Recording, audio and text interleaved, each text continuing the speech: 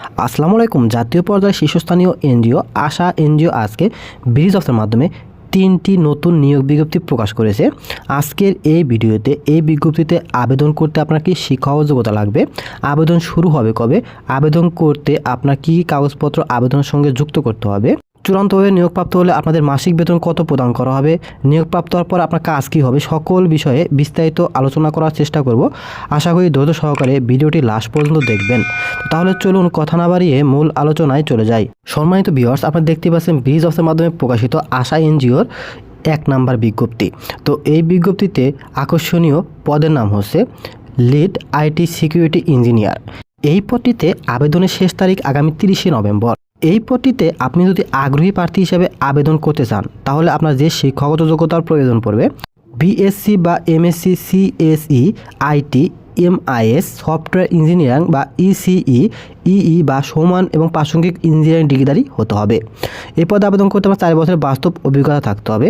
শিক্ষাগত যোগ্যতা এবং অভিজ্ঞতার পাশাপাশি আপনার যে অতিরিক্ত যোগ্যতা থাকতে হবে। আপনার বয়স সর্বোচ্চ 40 বছর হতে হবে আপনার জাতীয় পরিচয়পত্র অনুযায়ী।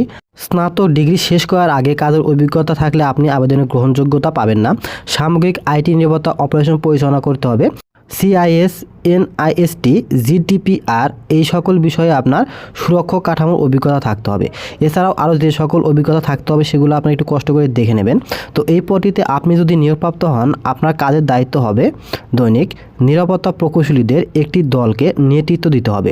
তাদের দক্ষতা বিকাশের জন্য পরামর্শ, প্রশিক্ষণ এবং সহায়তা প্রদান করতে হবে। আইটি প্রক্রিয়া এবং প্রকল্পগুলিতে নিরাপত্তা অনুশীলনের নিরবিচ্ছিন্ন একীকরণ নিশ্চিত করতে অনন্য আইটি নেতাদের সাথে সহযোগিতা করতে হবে। এছাড়াও আরও অনেক কাজের দায়িত্ব আছে, সেগুলো একটু কষ্ট করে আপনারা এই বিজ্ঞপ্তি দেখে তারপরে আবেদন করবেন।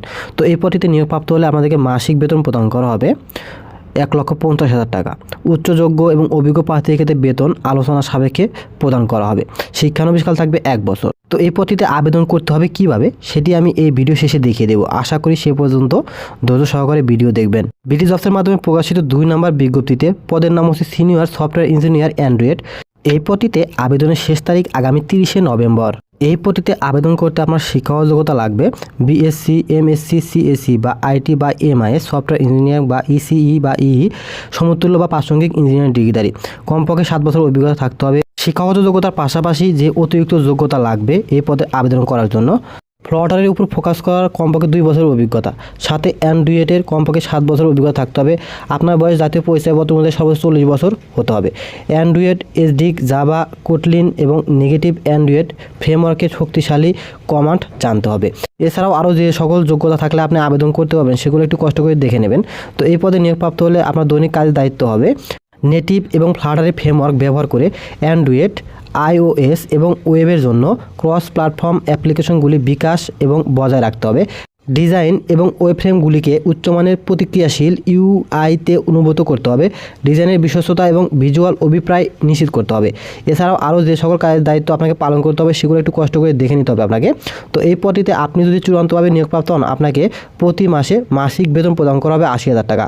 এছাড়া উচ্চযোগ্য এবং অভিজ্ঞ প্রার্থীর ক্ষেত্রে বেতন আলোচনা সাপেক্ষে প্রদান করা হবে 1 বছর প্রশিক্ষণকাল থাকবে। ব্রিজ অফের মাধ্যমে প্রকাশিত 3 নম্বর বিজ্ঞপ্তির পদের নাম হচ্ছে অ্যাসিস্ট্যান্ট সফটওয়্যার ইঞ্জিনিয়ার অ্যান্ড্রয়েড।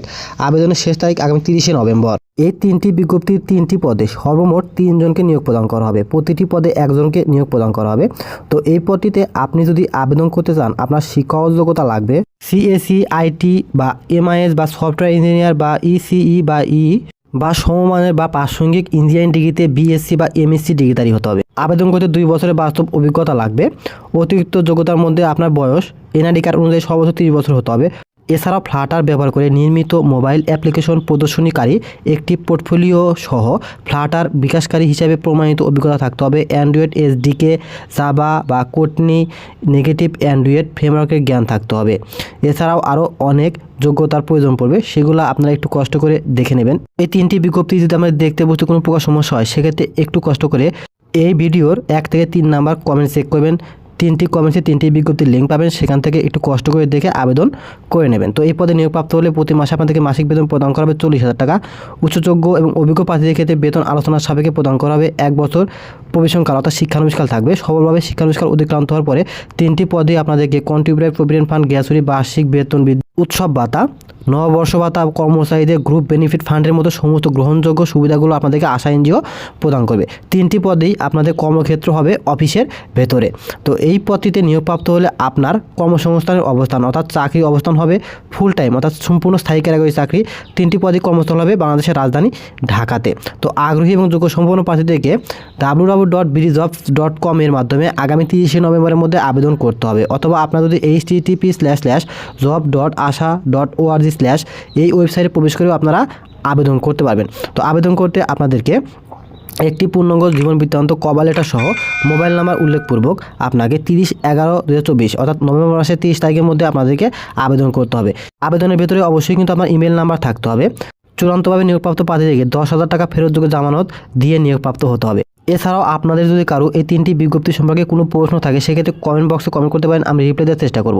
ভিডিওটি শুরু থেকে শেষ পর্যন্ত দেখার জন্য আপনাকে অসংখ্য ধন্যবাদ। Thank you so much. সবাই ভালো থাকবেন। আসসালামু আলাইকুম।